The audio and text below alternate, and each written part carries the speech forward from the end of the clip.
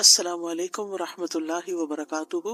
दुआओं की कबूलियत के बारे में हम पढ़ रहे थे कि कबूलियत बढ़ जाती है जब हम अल्लाह ताला के सामने अपनी हाजत पेश करने से पहले तस्बीह करते हैं, दुरूद पढ़ते हैं। जब हम दुरूद पढ़ लेते हैं तो फिर अल्लाह सुब्हानहू ताला हमसे राजी होता है।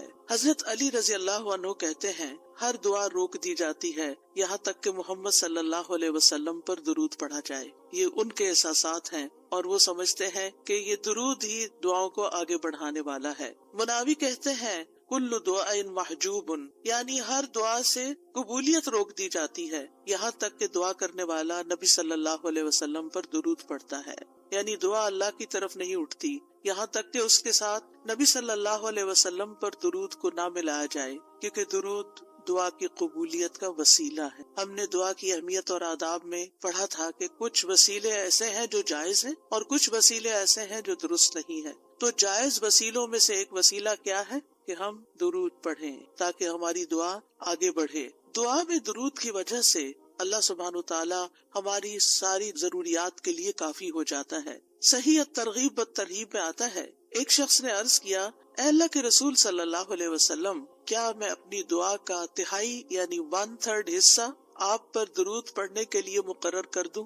आपने फरमाया हाँ, अगर तुम चाहो तो। उसने कहा 2/3 2/3? आपने फरमाया हाँ, अगर तुम चाहो। उसने कहा, अगर मैं सारी दुआ दुरूद के लिए मुकर्रर कर दूं? तो रसूलुल्लाह सल्लल्लाहु अलैहि वसल्लम ने फरमाया, फिर तो अल्लाह तुम्हारी दुनिया और आखिरत के गम और फिक्र के लिए तुम्हें काफी हो जाएगा। इसका ये मतलब नहीं है कि हम फिर कोई दुआ मांगे ही ना। इसका मतलब ये है कि ज्यादा से ज्यादा दुरूद पढ़ें। यानी दुआएं तो हम मखसूस वक्त में पढ़ते हैं या फिर जब जब कोई जरूरत पेश आती है, लेकिन दुरूद हम हर वक्त पढ़ सकते हैं। यानी हमारी रोजाना की जो रूटीन है, चलते फिरते उठते बैठते, क्योंकि कुछ लोगों ने इसके साथ भी बड़ी पाबंदियां आयद की हुई हैं कि बगैर वुजू के दुरूद ना पढ़ा जाए, सर पे दुपट्टे के बगैर दुरूद ना पढ़ा जाए, रास्ते में कहीं दुरूद ना पढ़े। ऐसा कुछ नहीं है। दुआ हो, जिक्र हो, दुरूद हो, वुजू के साथ, वुजू के बगैर, रास्ते में, सोते जागते उठते बैठते हर जगह पढ़ सकते हैं। सिर्फ ये है कि नमाज जो है वो वुजू के बगैर नहीं होती, वो पूरी तरह सतर ढांके बगैर नहीं होती।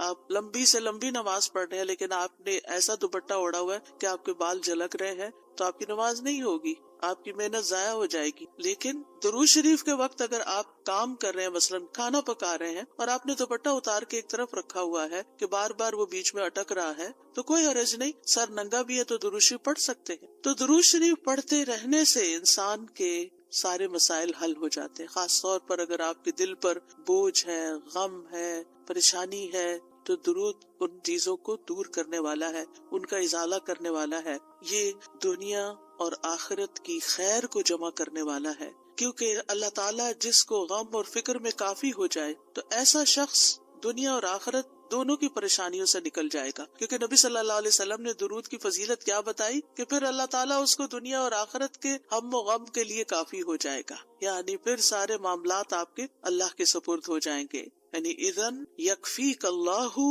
मा अहम्मक, तुम्हारी दीनी, दुनियावी, उखरवी मामलात, हर चीज में जो परेशानियां हैं इंशाअल्लाह वो दूर हो जाएंगी। इसकी वजह क्या है? इसकी वजह यह है कि इंसान अल्लाह सुब्हानहू ताला की तरफ मुतवज्जे होता है और एक मुहसिन के एहसानात को याद करता है। यानी जैसे शुक्र नेमतों को बढ़ाता है ना, ला इन शकरतुम ला अज़ीदन्नकुम, अगर तुमने शुक्र अदा किया तो मैं तुम्हें क्या करूंगा और नेमतें दूंगा। दुरूद शरीफ क्या है? अगर आप गौर करें तो दुरूद क्या है? दुरूद दरअसल नबी सल्लल्लाहु अलैहि वसल्लम के हम पर जो एहसानात हैं कि आपने हमें ईमान से रूशनास किया, कुरान से रूशनास किया, हिकमत से रूशनास किया और हमारी खातिर दुआएं की, बेशुमार एहसानात है ना आप सल्लल्लाहु अलैहि वसल्लम। आज हम आपको क्या बदला दे सकते हैं? किस शक्ल में बदला दे सकते हैं? हम आपके लिए क्या कर सकते हैं? हमारे वालिदैन हमारे साथ एहसान करते हैं तो हम उनकी खिदमत करते हैं, हम उनको कुछ पका के दे देते हैं, हम उनको कुछ खिला देते हैं, हम उनको कुछ गिफ्ट दे देते हैं। यानी मुख्तलिफ तरीके से माँ बाप को खुश करने की कोशिश करते हैं, चाहे उन्हें जरूरत हो या ना हो।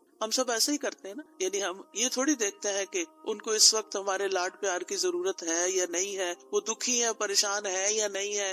हम अपनी मोहब्बत का इजहार किसी न किसी शक्ल में करते रहते हैं। वो फौत हो जाते हैं तो फिर क्या करते हैं? फिर उनको विजिट नहीं कर सकते, उनको देख नहीं सकते, उनको कुछ दे नहीं सकते, انہیں کچھ کھلا پلا نہیں سکتے، پھر ہم ان کے لیے بس صرف دعائیں کرتے ہیں یا صدقہ خیرات کر دیتے ہیں، یہی چیزیں ان کو فائدہ دیتی ہیں۔ نبی صلی اللہ علیہ وسلم کے احسانات ہم پر سب انسانوں سے زیادہ ہیں، ہمارے ماں باپ سے بھی زیادہ ہیں ہم پر۔ اگر ہم سیرہ پڑھیں اور دیکھیں کہ آپ نے کتنے دکھ اٹھائے، کتنے غم اٹھائے، کتنی پریشانیوں سے گزرے، تو حیران ہو جاتا ہے انسان کہ اتنی بھی سچی خیرخواہی کسی انسان کے اندر ہو سکتی۔ النبی اولی بالمؤمنین من انفسہم، نبی تو تم سے بھی زیادہ تمہارے لیے مہربان ہے۔ یعنی ہم اپنی جانوں کے بارے میں اتنے فکر مند نہیں ہوتے، ہم اپنے آپ کو خود جہنم کی آگ سے بچانے کے لیے وہ فکر نہیں کرتے جتنی فکر ہمارے نبی صلی اللہ علیہ وسلم نے ہمارے لیے کی۔ تو ان کے احسانات کا بدلہ کیسے دیں گے ہم ان کے لیے کیا کریں گے؟ ہم ان کے لیے درود پڑھیں گے۔ تو یہ درود کا پڑھنا، آپ کے احسانات کا بدلہ تو ہم کہاں سے دے سکتے ہیں، لیکن اس کے جواب میں ایک شکریہ ادا کرنے کا انداز ہے، ان کی مہربانیوں کو اکنالج کرتے ہیں، کیونکہ جو شکر گزار انسان ہوتا ہے وہ دنیا میں بھی مطمئن ہوتا ہے، اس کی ایک فلفلمنٹ ہوتی ہے، اور پھر یہ ہے کہ اس کے آگے کے مرحلے بھی آسان ہوتے ہیں۔ وہ جس کے ساتھ بھی شکر گزاری کا معاملہ کرتا ہے، عام انسانوں کے ساتھ بھی، تو وہ ان کا محبوب بن جاتا ہے۔ تو جب ہم اللہ تعالیٰ کا شکر ادا کرتے ہیں تو کیا ہم اللہ کے محبوب نہیں ہوں گے؟ جب ہم رسول اللہ صلی اللہ علیہ وسلم کا شکریہ ادا کرتے ہیں، اور شکریہ ادا کرنا صرف زبان سے تھینک یو کہنا نہیں ہوتا، وہ مختلف طریقے سے کسی کو دعا دینا بھی، یعنی اگر ہم کسی کے احسان کا بدلہ صرف دعا کی شکل میں بھی دیتے ہیں تو یہ بھی شکریہ ادا کرنے کی بہت بڑی قسم ہے، اور پلٹ کر واپس تو اپنے اوپر ہی آتا ہے۔ یعنی جب شکر کسی کا ادا کرتے ہیں، جب کسی کے احسان مند ہوتے ہیں، ایک ہوتا ہے بس صرف تکلفاً رسماً ایک فیشن کے طور پہ، ایک روٹین کے طور پر کسی کو تھینک یو بول دینا، نہیں، دل سے جینوئنلی دوسرے کا شکر گزار ہونا، یہ اس کے دل میں آپ کی محبت بڑھاتا ہے۔ اس میں آپ کی نیت یہ نہیں ہوتی کہ وہ مجھ سے محبت کرے، نہیں، آپ اس کو اکنالج کر رہے ہوتے ہیں، اس کا احسان مان رہے ہوتے ہیں، اور اللہ تعالیٰ اس کے دل میں آپ کی محبت ڈال دیتا ہے۔ اور جو ناشکرے انسان ہوتے ہیں، جو ناقدرے ہوتے ہیں، سب سے پہلے تو ہم اللہ ہی کے حق میں ناقدرے، وما قدر اللہ حق قدرہ، ہم نے اللہ کی قدر ہی نہیں کی جیسا قدر کرنے کا حق ہے، ہم نے نبی صلی اللہ علیہ وسلم کی قدر ہی نہیں کی جیسا کہ قدر کرنے کا حق ہے۔ تو ہماری یہ تسبیحات اور ہمارا یہ درود شریف اس قدر کی طرف بڑھنے کا ایک چھوٹا سا جسچر ہے کہ ہم واقعی اس بات کو مانتے ہیں کہ ان کے ہم پر احسانات تھے۔ لہٰذا جب ہم درود پڑھتے ہیں تو اس کا مطلب یہ ہے کہ ہم نے باقی چیزیں چھوڑی اور ہم آپ کا حق ادا کرنے کی طرف متوجہ ہو گئے۔ تو یہ چیز اللہ تعالیٰ کو کتنی پسند آتی ہوگی کہ یہ اپنے لیے کچھ نہیں مانگ رہا، اپنے لیے نہیں کچھ مانگ رہا، اپنی باتیں نہیں کر رہا، یہ اپنے غموں کو بھول کے، اپنے کاموں کو چھوڑ کے صرف نبی صلی اللہ علیہ وسلم پر درود بھیج رہا ہے، یعنی ان کا احسان مان کر، ان کا شکریہ ادا کرتے ہوئے ان کے لیے دعا کر رہا ہے۔ نبی صلی اللہ علیہ وسلم اللہ تعالیٰ کے محبوب ہیں، سب سے بہترین بندے ہیں، سب سے بہترین نبی ہیں، اللہ تعالیٰ ان سے محبت کرتا ہے۔ اللہ تعالیٰ فرماتے قل ان کنتم تحبون اللہ فاتبعونی یحببکم اللہ، کہہ دیجیے اگر تم اللہ سے محبت کرتے ہو میری اتباع کرو، اللہ تم سے محبت کرے گا۔ تو نبی صلی اللہ علیہ وسلم کی اتباع ہو، آپ کی سنتوں پر عمل کرنا ہو، آپ پر درود پڑھنا ہو، یہ سب اس میں اضافہ کرتا ہے اللہ کی محبت بندے کو ملتی ہے۔ یحببکم اللہ، اللہ تم سے محبت کرے گا، اور اللہ تعالیٰ جس سے محبت کرے پھر اس کی تو بات ہی کیا، سیجعل لہم الرحمن ودا، اس کے مسائل کیسے حل نہیں ہوں گے؟ اس کے مسائل ضرور حل ہوں گے، اس کے غم دور ہوں گے، اس کی پریشانیاں دور ہوں گی۔ لہٰذا جب ہم اس سٹیٹ میں آ جاتے ہیں تو پھر آپ دیکھیں کہ یہ درجہ اس سے بھی بڑھ جاتا ہے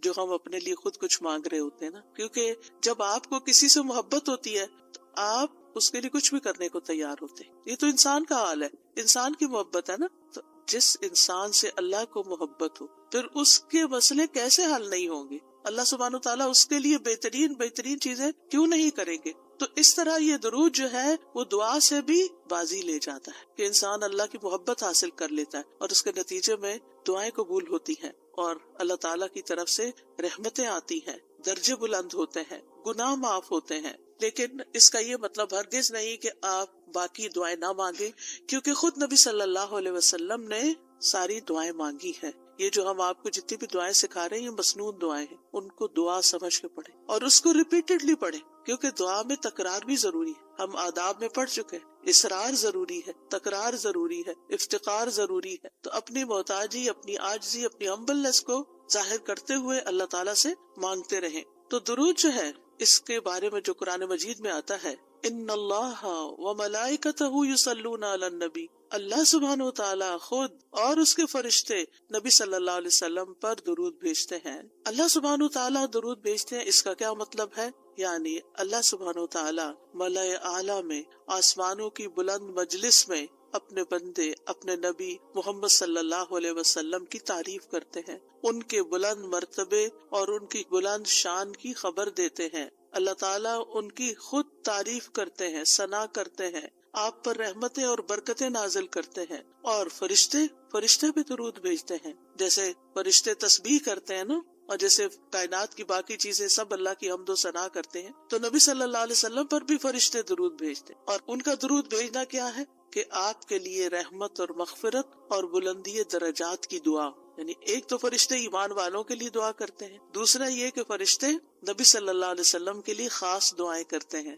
تو اگر اللہ تعالیٰ ان پہ درود بھیجتا ہے، ان پہ رحمتیں نازل کرتا ہے، فرشتے درود بھیجتے ہیں، تو پھر اہل ایمان کو کیا کرنا چاہیے؟ پہلے اللہ تعالیٰ اور فرشتوں کی بات کی گئی تاکہ ہمارے اندر بھی شوق پیدا ہو کہ ہم بھی درود بھیجیں۔ یا ایھا الذین آمنوا صلوا علیہ وسلموا تسلیما، اے ایمان والو تم بھی آپ پر خوب درود اور سلام بھیجو، صلاۃ و سلام بھیجو۔ یعنی پہلے آسمان والوں کی خبر دی گئی کہ فرشتے ایسا کر رہے ہیں، پھر زمین والوں کو حکم دیا جا رہا ہے کہ تم بھی ایسا کرو۔ قرطبی کہتے ہیں اس آیت کے ذریعے اللہ نے اپنے رسول کو آپ کی زندگی میں، یعنی رسول اللہ صلی اللہ علیہ وسلم کی زندگی میں اور آپ کی وفات کے بعد آپ کو شرف و مرتبہ بخشا ہے، اور آپ کے مقام اور مرتبے کو بیان کیا ہے کہ آپ کا کیا مقام ہے، تاکہ ہم ایمان والے اس مقام کو سمجھیں۔ تو دوسرے لفظوں میں آپ صلی اللہ علیہ وسلم کے لیے اوپر کے جہان اور نیچے کے جہان میں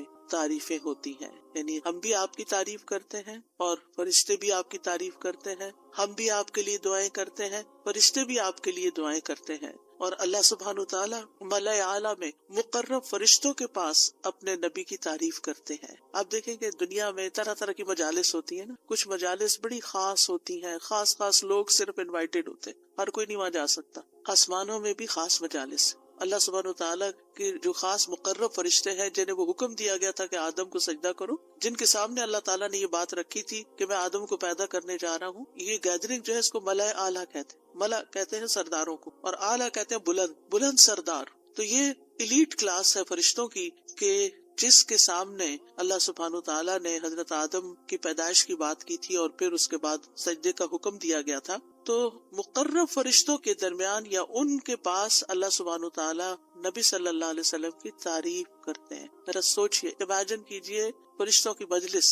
ویسے تو کوئی فرشتہ اللہ کی نافرمانی نہیں کرتا، ہر فرشتہ اطاعت گزار ہے، ہر فرشتہ اللہ کی بات مان، یفعلون ما یؤمرون، لپکتے ہیں، دوڑتے ہیں، بھاگتے ہیں، تیز بھاگتے ہیں ایک دوسرے سے، فالسابقات سبقا، ایک دوسرے سے سبقت لے جاتے ہیں اللہ کا حکم ماننے میں۔ یعنی فرشتوں کا یہ حال ہے، لیکن ان کی کیٹیگریز ہیں۔ سورۃ فاطر کے شروع میں کیا آتا ہے؟ جاعل الملائکۃ رسلا اولی اجنحۃ مثنی وثلاث ورباع ویزید فی الخلق ما یشاء۔ 2 پروں والے فرشتے بھی ہیں، 3 والے بھی ہیں، 4 والے بھی ہیں، اور پھر اللہ جتنی چاہتا ہے بڑھا دیتا ہے۔ جبریل علیہ السلام کے تو 600 پر ہیں، سوچئے کیا کیفیت ہوگی ان کی۔ اور پھر جو حاملین عرش فرشتے ہیں، ان کی کندھے سے لے کے یہاں کان کی لو تک 700 سال کا فاصلہ ہے، اتنا عرصہ کوئی سفر کرتا رہے۔ اب آپ خود سوچیں کہ اتنے بڑے فرشتے ہیں وہ، ان کے سامنے اللہ سبحانہ وتعالی محمد صلی اللہ علیہ وسلم کی تعریف فرماتے ہیں۔ آپ کے مقام کا اندازہ کریں، کیا ہم نے قدر کی اپنے نبی کی؟ ہم کیا درود پڑھتے ہیں، ہم کیا تعریف کرتے ہیں، ہم کتنا جانتے ہیں آپ کو، ہم آپ کی سنت کو کیا سمجھتے ہیں؟ حدیث، یہ تو حدیث ہے، یہ قرآن تو نہیں ہے۔ استغفر اللہ، آپ نے دین کے مختلف چیزوں میں فرق کر دیا جس کو خود رسول اللہ صلی اللہ علیہ وسلم دے کر گئے تھے، آپ کس راہ پہ چل پڑے؟ تو آپ سوچئے کہ اللہ کے رسول صلی اللہ علیہ وسلم کی تعریف وہاں ہو رہی، راہ گزرتا بھی کوئی ہماری تعریف کر دے نا تو ہم ایسے بھول جاتے ہیں کہ بڑی چیز ہو گئے، ہم پتہ نہیں کیا بن گئے ہیں، اس کو بھی بہت کچھ سمجھتے ہیں۔ کبھی فیس بک پہ لگاتے ہیں یہ فلاں نے ہماری تعریف کی ہے، کبھی کچھ کرتے ہیں، کبھی کچھ کرتے ہیں تعریف۔ آپ سوچئے پھر ہم کیا ہیں اور محمد صلی اللہ علیہ وسلم کیا ہیں جن کی تعریف اللہ تعالیٰ کر رہے ہیں اور وہ فرشتوں کی مجلس میں کر رہے ہیں، اس تعریف کا کیا کہنا؟ ایسے پیغمبر پر، ایسے نبی پر کیا ہم درود نہیں بھیجیں گے؟ کیا ہم ان کے لیے دعائیں نہیں کریں گے؟ اللہ سبحانہ و تعالیٰ سے ان کے لیے وسیلہ نہیں مانگیں گے. تو صلاۃ کا جو لفظ ہے، صلاۃ کا لفظ اس کے معنی میں رحمت بھی ہے، ذکر خیر بھی ہے، دعا بھی ہے.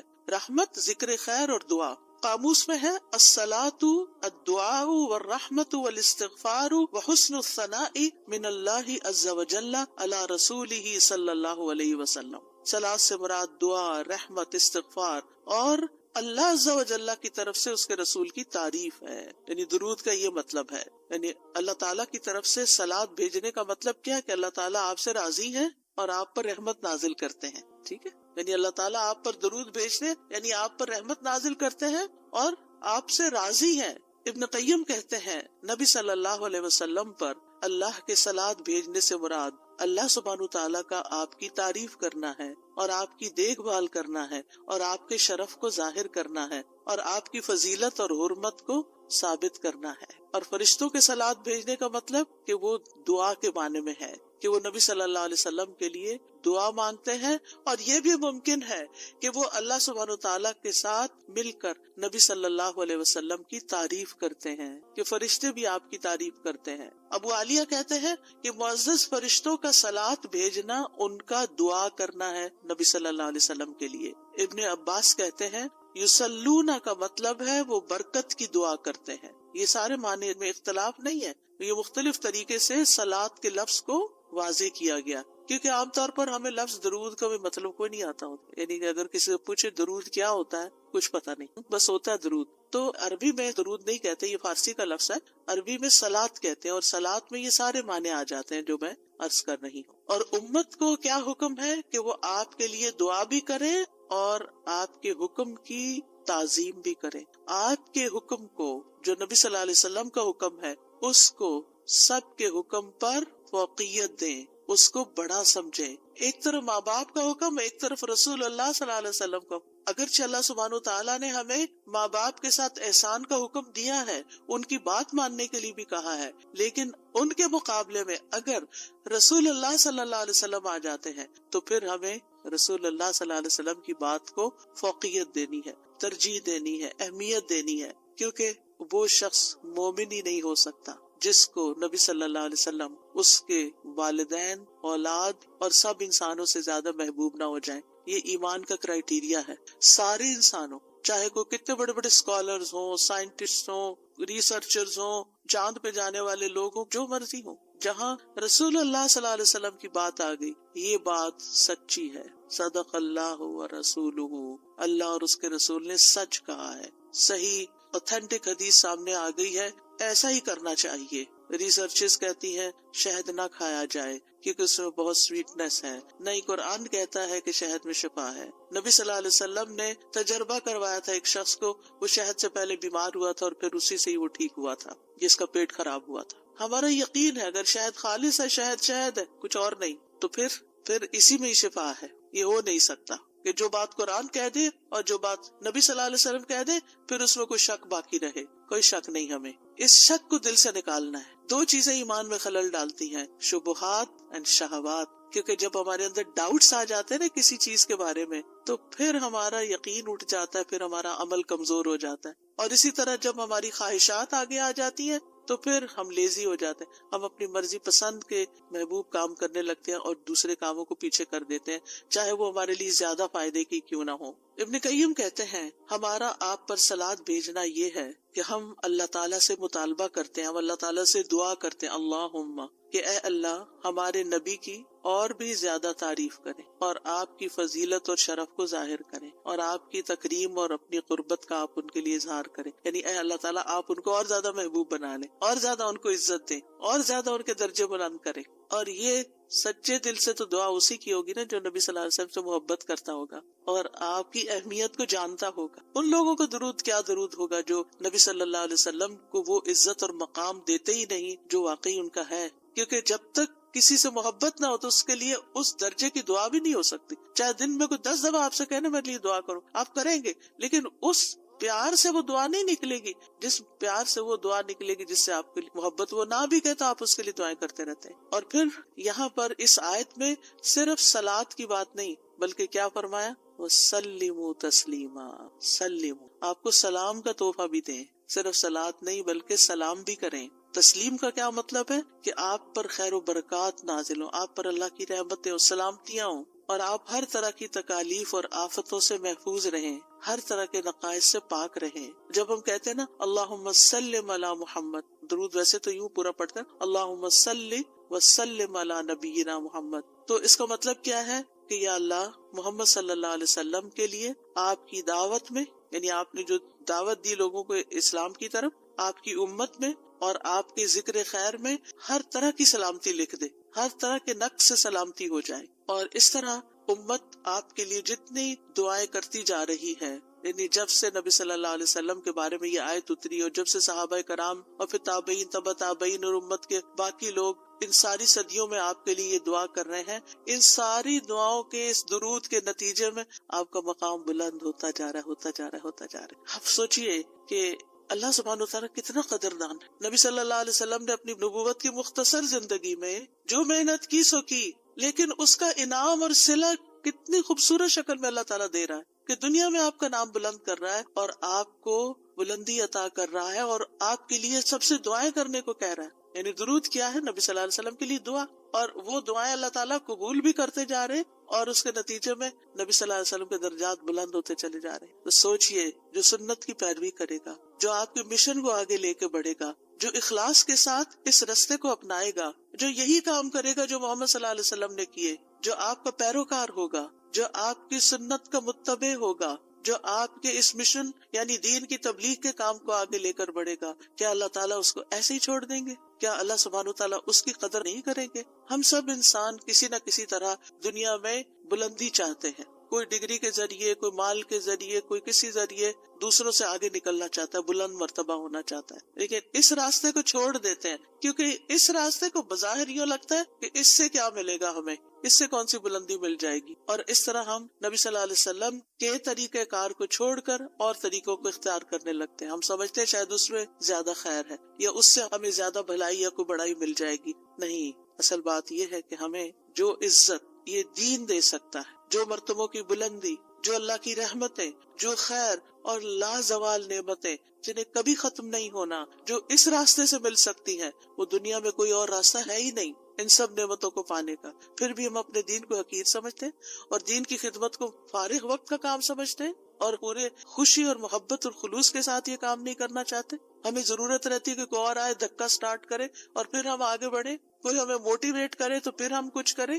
ہم خود سے کچھ کرنے والے نہیں۔ ہم کس بات کے انتظار میں ہیں؟ اصل مشکل یہ کہ ہمارے یقین میں کمی ہے، تو اس یقین کو بڑھانے کی ضرورت ہے۔ تو اللہ سبحانہ وتعالیٰ اپنے فرشتوں کے بعد ایمان والوں کو حکم دیتا ہے کہ اے مومنو، تم تو زیادہ حقدار ہو کہ نبی پر درود و سلام بھیجو، کیونکہ تمہیں ان کی رسالت سے جو برکتیں حاصل ہوئی ہیں، جو فیض حاصل ہوا ہے، وہ فرشتوں کو تو نہیں ہوا نا۔ فرشتے تو پہلے سے اللہ کی عبادت کرے۔ ہمیں عبادت کے طریقے کس نے سکھائے؟ محمد صلی اللہ علیہ وسلم نے سکھائے۔ آپ کی بدولت ہمیں یہ ساری نعمتیں ملی، تو ہمیں تو زیادہ پھر درود بھیجنا چاہیے۔ تو صلو علیہ وسلموا تسلیما۔ تو آپ کا حق اور آپ کی عزت اور آپ کی قدردانی صرف یہ نہیں کہ ہم آپ کی شان میں کوئی گستاخی نہ کریں یا کوئی گستاخی کرے تو اس کے پیچھے پڑ جائیں۔ آپ کا مقام اس سے زیادہ کا متقاضی ہے کہ آپ پر درود و سلام بھیجا جائے، اور یہ قرآن سے بھی ثابت، اور یہ سنت سے بھی ثابت، اور یہ فرشتوں کا طریقہ بھی ثابت۔ اسی لیے آپ دیکھیں کہ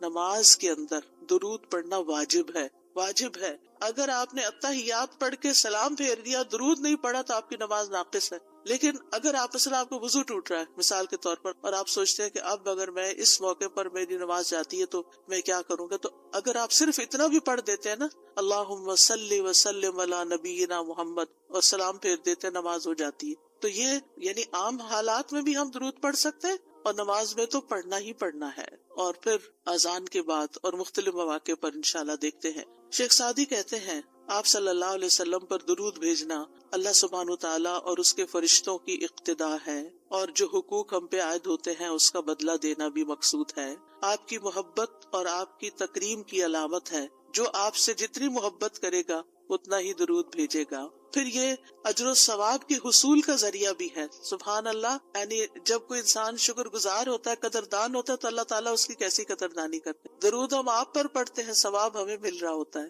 کوئی احسان نہیں ہے کسی پر، آپ کو بھی ساتھ ہی فائدہ ہو گیا. اور پھر یہ ایمان کی علامت ہے، کیونکہ جو آپ سے محبت نہیں کرتا اس کا ایمان مکمل نہیں. اور پھر آپ کی توقیر جس کا حکم اللہ تعالیٰ نے دیا اس کی علامت بھی ہے. لِتُؤْمِنُوا بِاللَّهِ وَرَسُولِهِ وَتُعَزِّرُوهُ وَتُوَقِّرُوهُ وَتُسَبِّحُوهُ بُكْرَةً وَأَصِيلًا، تاکہ تم اللہ اور اس کے رسول پر ایمان لاؤ اور اس کی مدد کرو اور اس کی تعظیم کرو اور دن کے شروع اور آخر میں تسبیح کرو.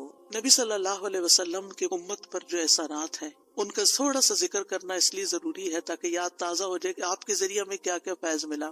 سب سے بڑی بات یہ کہ وہ ہمارے بارے میں بڑے رحیم و شفیق تھے. لَقَدْ جَاءَكُمْ رَسُولٌ مِّنْ أَنفُسِكُمْ عَزِيزٌ عَلَيْهِ مَا عَنِتُّمْ حَرِيصٌ عَلَيْكُمْ بِالْمُؤْمِنِينَ رَءُوفٌ رَحِيمٌ. لوگوں تمہارے پاس تمہیں میں سے ایک رسول آیا ہے، اگر تمہیں کوئی تکلیف پہنچے تو اسے گراں گزرتی، اس کو تکلیف ہوتی ہے. کیا ہمارے اندر بھی دوسروں کے لیے ایسے احساسات ہیں کہ کسی کو تکلیف پہنچے تو ہمیں تکلیف ہو جائے؟ نبی صلی اللہ علیہ وسلم کو ایمان والوں کی تکلیف سے تکلیف پہنچتی تھی. وہ تمہاری فلاح کا حریص ہے. ہم ہیں لوگوں کی فلاح کے حریص کہ ان کو ہدایت ہو جائے، یہ دین کی طرف آ جائے. مومنوں پر نہایت مہربان اور رحم کرنے والا ہے. یہ ہے ہمارے رسول جن کی گواہی اللہ تعالیٰ نے دی کہ ان کے اندر کے جذبات لوگوں کے لیے کیا ہیں اور ان کا مشن کیا اور وہ چاہتے کیا ہیں آپ کے لیے، اور وہ کتنے شفیق اور مہربان ہے. یعنی ایک دائی کی بنیادی صفت ہونی چاہیے کہ وہ دوسروں سے محبت کرنے والا ہو، دوسروں کی خیر کرنے والا ہو. ہم بعض اوقات دین کا کام کرتے ہوئے اتنے پروفیشنل ہو جاتے ہیں کہ ہماری ٹون بھی بڑی اسپارٹ ہو جاتی ہے